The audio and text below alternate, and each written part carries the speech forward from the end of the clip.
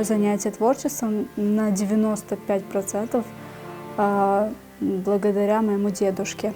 Мой дедушка художник, он был самоучкой, но заочно окончил Московский университет художеств. Вот, в 12 лет он пережил депортацию, и все его творчество было посвящено этому. Я жила с ним в деревне, с дедушкой, с бабушкой до 7 лет. И все это время мы проводили каждый день вместе в его мастерской, в его комнате. Это выдающийся художник, я считаю, который через свое творчество передал все свои воспоминания, все свое детство, очень тяжелое. Моя цель, как его внучки и художницы, сохранить эту память.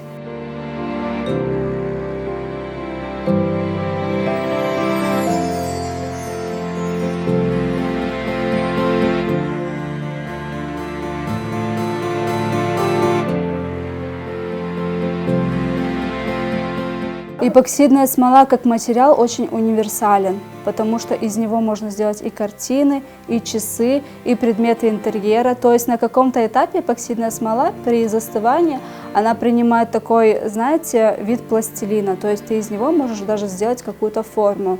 Многие мастера любят экспериментировать с вазами, то есть делать из них вазы, какие-то кувшинчики, такие углубленные тарелки.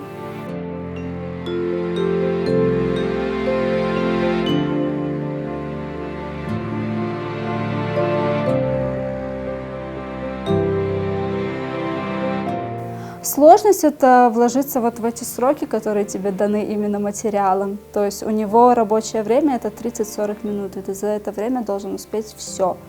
И замешать, и добавить краску, и зрительно расставить, где какой цвет у тебя будет, какой пигмент.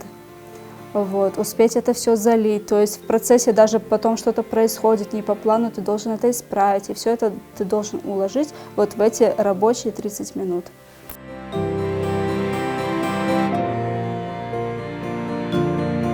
Во время работы с эпоксидной смолой это прежде всего спокойствие и умиротворение, честно.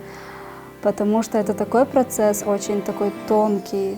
Мне кажется, его почувствуешь именно когда ты начнешь с ним работать. Я люблю работать только в вечернее время суток, то есть когда уже дома все по своим местам, все уже вот в конце дня, уже все расслабленные, каждый в своей комнате.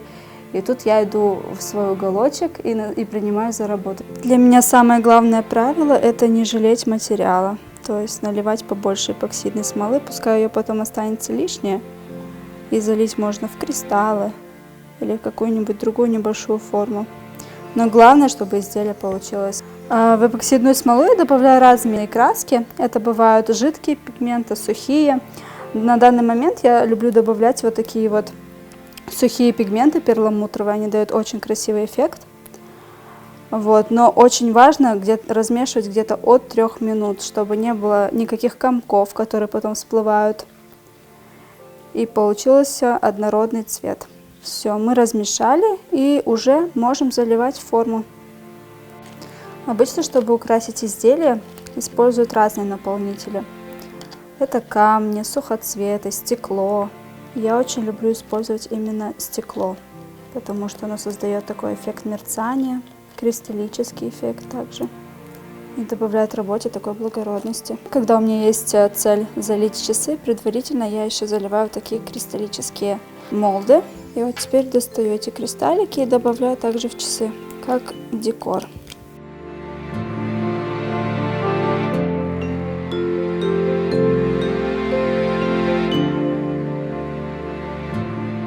Вдохновляет то, что каждый раз это что-то новое, это какой-то новый рисунок. И именно поэтому интерес к смоле не угасает. То есть сама по себе эпоксидная смола такой материал, который никогда не повторит себя дважды. Всегда получается рисунок разным, разные узоры, разные какие-то переливы. И каждый раз большое вдохновение попробовать снова начать новую работу, чтобы получить какой-то новый рисунок красивый.